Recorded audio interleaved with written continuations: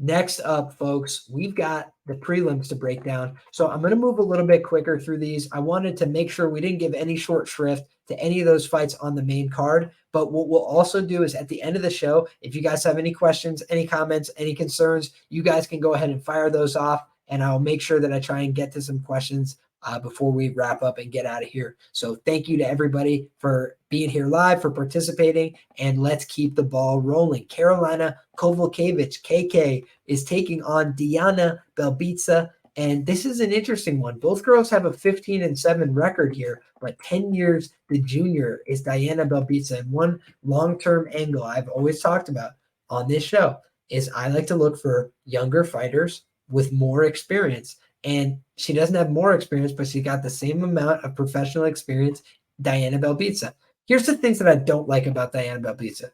I don't think she's all that physical. I don't know that she's one of the most intimidating women. I think that kind of her public persona, as well as, you know, a little bit of the way that her physicality is manifested, she doesn't tend to scare women off with her power, with her punching, with her leverage. You know, the Gloria De Paula fight was a little bit concerning. The Jojua fight wasn't great. The Molly McCann fight, not ideal. She hasn't had that many fights over the course of her UFC run either.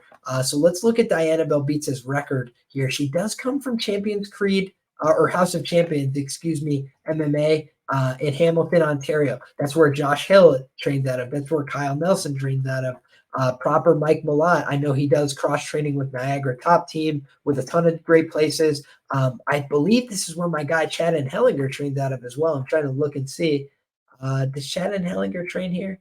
Perhaps not. But in any case, a lot of UFC level fighters, you know, especially for a Canadian gym. I think that that's pretty impressive stuff. So Diana Belbita, where have her problems been? She's been submitted 4 times. I mean, that's absolutely criminal.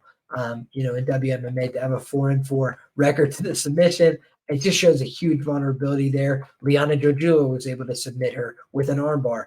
Ioni Razafarisian, who I've never heard of, unfortunately, was able to guillotine choke her in the second round. Ariane Lipsky, who is a very good fighter, you know, overall, UFC level fighter, was able to submit her as well. Christina Stensiu in 2015 armbarred her. So her arms, which are very lengthy, just seem very armbarable. Karolina Kowalkiewicz. Now let's go look. Does she have armbar wins? She's got a rear naked choke win in the UFC, and that is her only finish in the UFC from appearances here. Yeah, she has been finished 3 times. She has just 1 finish win, but she does maintain a positive record, 8-7 inside the octagon. So over a 15 fight sample, that's pretty impressive for her. And she did go on a lengthy losing streak. Diana Belbita on the other side, she's 2-3 inside the octagon. She's not very high level, but she does have, you know, more upside long term. Why does she have more upside long term? Because she might have 20 more fights with the company. There's no chance that we're going to see 20 more fights from a girl like Karolina Kowalkiewicz. So I think Diana Belbita is probably not long for the UFC, honestly, but she's also a girl that does seem to have some kind of connection with the fans on social media. She does seem like a girl who's trying to put in the right kind of work and trying to get better every day. So I can't fault her there. I don't know that she's got the natural fighting instincts and physicality, but I wish her the best on her journey. And I certainly wouldn't be bullish to lay a huge chalk price on Karolina Kowalkiewicz here. She is a chalk favorite, but I actually think that's warranted in this spot. She's a little bit smaller here, but I think she's probably got a huge ground advantage before I look at the tape. So if I look at the tape and I realize, oh my God, Liam, Diana Belbita is so much better on the ground than you think. Okay, I'll change my mind. I'll come back to you guys and just level with you. Hey, I was wrong. But for me, just feels like Karolina Kowalkiewicz is definitely primed to lose any day now, right? She's about to turn 38 years of age. She's on a 3-fight win streak. Wow, that makes me want to fade her, actually. She's on a 3-fight win streak in this day and age.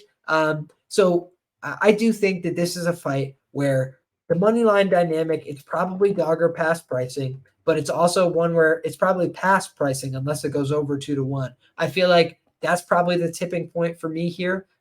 Would be Diana Belbita over 2-1 underdog. Could get interesting. I do think Karolina should be favored here, rightly. She's got more experience. She's a little bit higher level. She's on a 3-fight win streak, but Vanessa Demopoulos is tiny. Savannah Gomez Juarez has very little experience at this level, and Felice Herrig is past her prime. Jessica Panay is also past her prime. She submitted her in the first round. Yan Xiaonan is a contender in the division, so fair enough. Alexa Grasso, contender in the division, fair enough. Michelle Waterson-Gomez lost that fight. That might be one of Michelle Waterson-Gomez's most recent wins, and that was all the way back in 2019, so that's a real concern. Jessica Andrade knocked her out in the first round. So you look overall, there's a lot of reason to say minus 190 and Karolina Kowalkiewicz just don't go together well. I do think she should be favored here, but I think it's probably a little bit too much. I'm going to do my digging into the fine details here to see exactly what I think, but I don't love that at all. It seems like Karolina should win, but I don't feel like that price is great for me. Greenbelt Warrior with the $5 dono, appreciate you immensely, says, let's keep it rolling. Absolutely. We're going to do just that. Shout out to everybody in the chat who's keeping it going. Easy Picks and Bets says, what's good, Liam? What's good, my brother? I hope all is well with you. Thank you for being here. Fubu says, I got KK for minus 145. Value bet. Market's showing you that. Good job, Fubu. I feel like it's probably somewhere in between that point of value. I feel like minus 185 is probably the true price here, something like that. So probably plus 200 is what I'd need for the dog. And I think that you probably got the best of it at minus 145. So all power to you, Fubu. Great play. Excuse me. Andy says, Belbita has one speed that declines over the course of the fight. I like KK here. She knows when to turn up the pressure and returns fire when she gets hit. Great points by you. I think that makes a lot of sense. I think the size advantage for Belbita is going to draw some people in, and I think that could be what she leverages here, especially if she's getting better over time.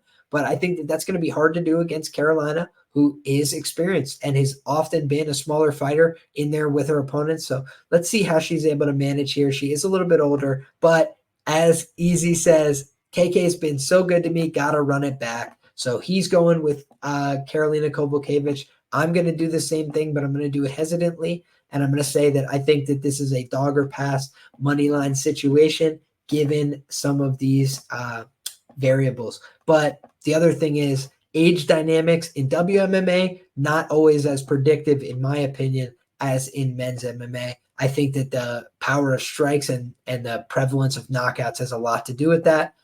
Mbe says, Liam, Diana got taken down by Maria Oliveira last fight. Maria Oliveira took down her other opponent as well. Who was that? That she was just taken down all over the place and then got robbed on the cards. So yeah, I hear you for sure, Mbe. I do think that Karolina should take her down and submit her, but I also feel like age dynamics are a real thing. I don't know how seriously Karolina takes this anymore. I think that getting 3 wins back under her belt was huge for her, but do I think of her as like a future title challenger? Simply, I do not. General rule, if they are too pretty, they are dog shit. Well, Jay, I will not endorse that rule, but I hear what you're saying. I definitely hear what you're saying. Andy says, size is definitely a big factor, especially in WMMA. Couldn't agree more. That's something where I do like to see face-offs, how people look in terms of how they size up with one another. But I think that just training out of, I believe, American Top Team, I know that it says Shark Top Team on Tapology, but I'm bringing up her social media. It says American Top Team. She's pictured at American Top Team. I think that she's putting in good work with high-level professionals. So I think that that's something important. Karolina went ATT with Joanna after her loss streak. Yeah, absolutely. I thought the same thing, and I think she's looked a lot better since then. So shout out to American Top Team for reviving her career. And I do think American Top Team is the better gym in this matchup as well. So definitely understand why Karolina is favored, but for me, until I do my due diligence, I won't feel confident laying the minus 190 type of price.